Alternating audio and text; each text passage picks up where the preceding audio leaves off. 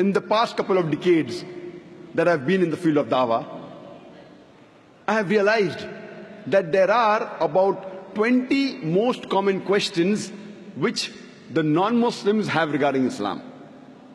When the non-Muslim poses 3 or 4 questions about Islam, invariably these 3 or 4 questions fall amongst the 20 most common questions.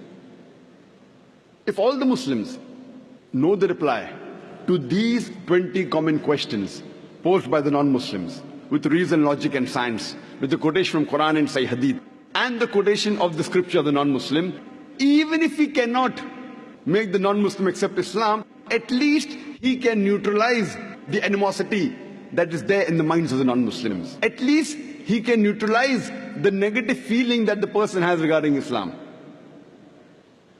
That's the reason it's very important that we Muslims are aware about these 20 common questions.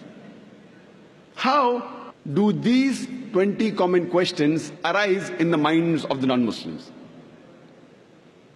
Every day, the non-Muslims, they are being bombarded by the international media regarding misinformation about Islam. There is virulent propaganda regarding Islam in the international media. Whether you read the international newspapers, the international magazines, the radio broadcast stations, the television satellite channels, the internet, we find there is virulent propaganda regarding Islam.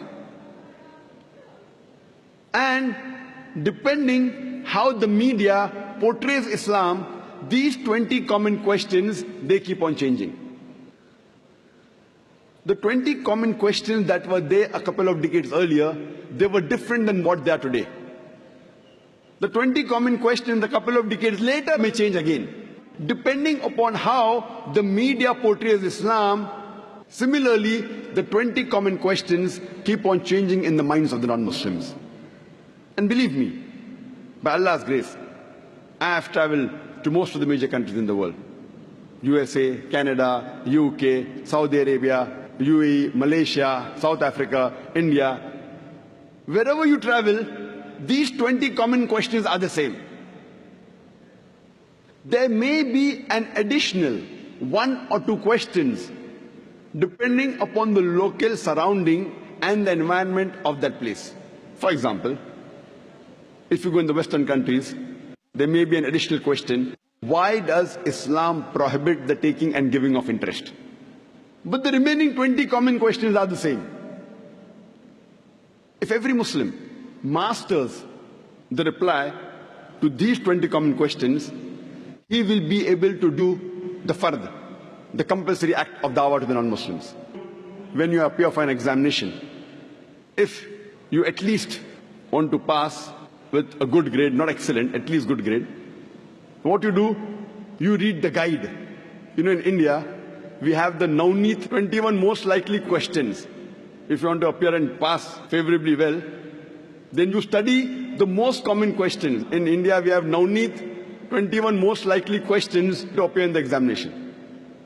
In every country, you have such books that if you want to do a shortcut and at least pass as far as the exam is concerned, similarly, these 20 common questions will at least make you a part-time da'i. If it cannot make the non-Muslim accept Islam, it will at least remove the animosity that is there in the mind of the non-Muslim.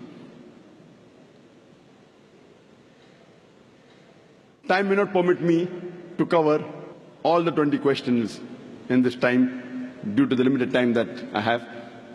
You can surely go on the internet on our website www.irf.net, where all the answers are given in detail. There may be certain non-Muslims who may go out of the way and read material against Islam. For example, they may go to the anti-Islamic sites. They may read books which are written against Islam.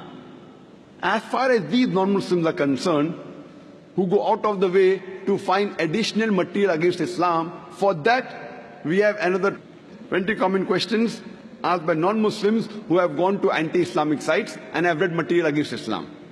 That we won't discuss today.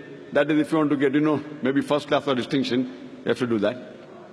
The reply to these 20 common questions asked by non-Muslims who go to anti-Islamic sites is also given on our website www.irf.net.